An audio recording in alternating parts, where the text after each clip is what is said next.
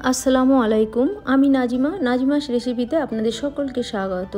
আমরা তো পোলাও অনেক রকমভাবেই তৈরি করি। একবার এইভাবে বাঁশকাঠি চালের এই পোলাওটা আমি যেভাবে বানিয়েছি একবার বানিয়ে দেখুন।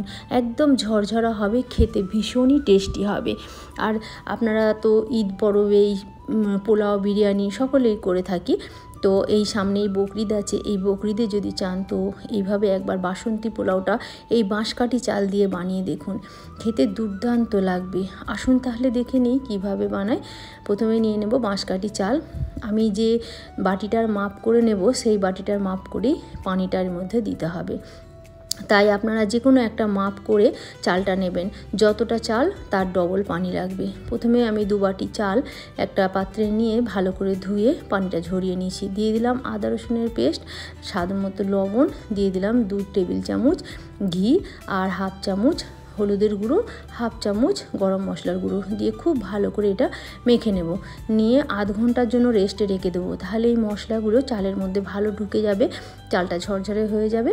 দেখুন এখানে নিয়েছি কাজু বাদাম আর কিশমিশ, একটু বেশি করেই নিয়েছি কারণ পোলাও ভাতে কাজু বাদাম কিশমিশটা ভালো লাগে। নিয়েছি লবঙ্গ, দারুচিনি, ছোটো এলাচ, কাঁচা লঙ্কা আর তেজপাতা। নিয়েছি এখানে ঘি। আমি একটা বড় পাত্র নিয়েছি, একটু চওড়া পাত্র নিলেই ভালো হয় পোলাওটা। তো সেই চওড়া পাত্রের মধ্যে দিয়ে দিলাম ঘি। ঘিটা একটু বেশিই লাগবে, যে কোনো পোলাওয়ের ঘিটা বেশি দিলেও খেতে ভালো লাগে।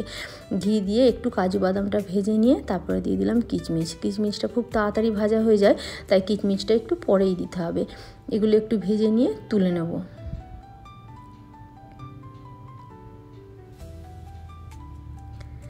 এই পোলাওটা বানানো ভীষণই সহজ আর খুব তাড়াতাড়িও হয়ে যায়। আমি ওই পাত্রে আর একটু ঘি দিয়ে দিলাম গোটা গরম মশলা, দিয়ে একটু 30 সেকেন্ড মতো ভেজে নেব। দিয়ে দিচ্ছি একটা তেজপাতা 2 টুকরো করে। এবার আধ ঘন্টা ভিজিয়ে রেখেছিলাম যে বাঁশকাঠি চালটা, মশলা মাখিয়ে চালটা দিয়ে দিচ্ছি।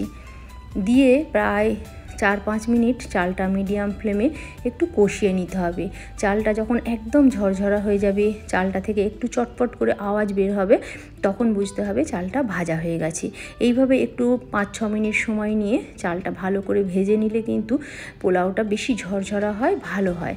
দেখুন প্রায় 4-5 মিনিট ভাজা হয়ে গেছে, চালটা একেবারে ঝরঝরে হয়ে গেছে, একেবারে শুকনো শুকনো হয়ে গেছে।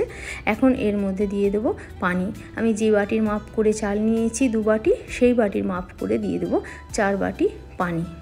দিয়ে দিলাম, দিয়ে একটু মিশিয়ে নিচ্ছি। দিয়ে দিচ্ছি কাঁচা লঙ্কা, দিয়ে ঢাকা দিয়ে দেবো প্রায় 6-7 মিনিটের জন্য মিডিয়াম ফ্লেমে। দেখুন 6-7 মিনিট পর মানে পানিটা অনেকটা কমে গেছে আর চালটাও 50% সফট হয়ে গেছে। দিয়ে দিচ্ছি ভেজে রাখা কিশমিশ, কাজু বাদাম, দিয়ে আবারও ঢাকা দিয়ে দেবো। দিয়ে দিচ্ছি একটু চিনি, তবে পোলাও ভাত একটু মিষ্টি মিষ্টি ভালো লাগে, তাই দিয়ে দিলাম 2 চামচ চিনি।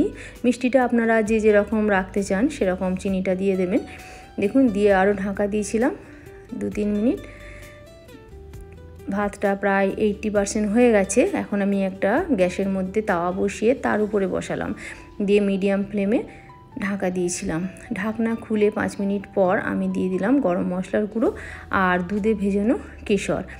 এই কেশরটা দিলে খুব সুন্দর একটা ফ্লেভার হয় পোলাও ভাতের মধ্যে। দিয়ে আরও 5-6 মিনিটের জন্য ঢাকা দিয়েছিলাম। দেখুন 5-6 মিনিট পর পোলাও ভাত একেবারে রেডি, একদম ঝরঝরে আর এত সুন্দর এ থেকে একটা সেন্ট বেরোচ্ছে, না বানিয়ে দেখলে বুঝতে পারবেন না, খেতে দারুণই মজার হয়। একবার ট্রাই করবেন। আমার এই রেসিপিটা যদি সম্পূর্ণ দেখার পর ভালো লাগে প্লিজ একটা লাইক করবেন। যদি সাবস্ক্রাইব না করা থাকে সাবস্ক্রাইব করবেন, পাশে থাকা বেল বাটনটা ক্লিক করে দেবেন, তাহলে আমি যখনই নতুন কোনো রেসিপি দেবো সবার প্রথমে আপনার কাছে পৌঁছে যাবে। আবার অন্য কোনো দিন অন্য কোনো রেসিপি নিয়ে হাজির হব। সকলে সুস্থ থাকুন, ভালো থাকুন। রেসিপিটা দেখার জন্য ধন্যবাদ।